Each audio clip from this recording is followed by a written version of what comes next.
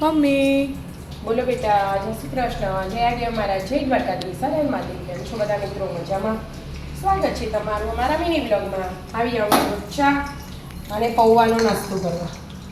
પૌવા બનાવવાની હમ ડુંગળી ના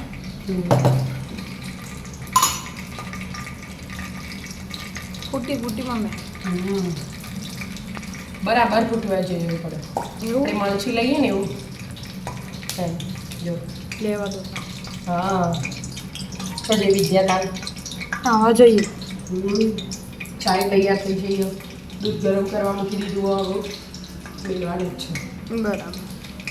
બની જાય પૌવા એટલું છે. ખાવાની ઈચ્છા નથી એટલે બધાને.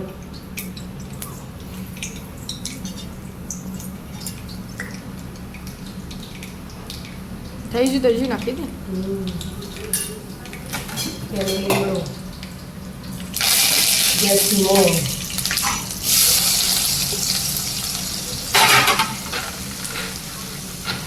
થોડા શીંગ તેલ બહુ મસ્ત થઈ ગયું.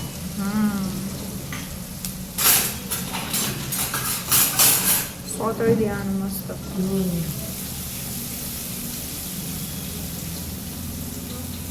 એનું બધા કહેતા હોય ને કે આ પ્લાસ્ટિક નહીં, આ તો સિલિકોન. સિલિકોન.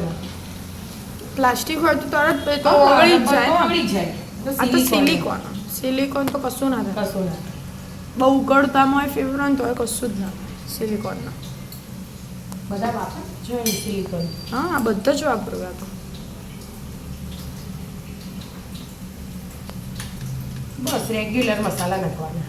હા, મરચું, મીઠું, હળદર અને થોડી જરા ખોડ. ખોડ વગર તો ચાલે.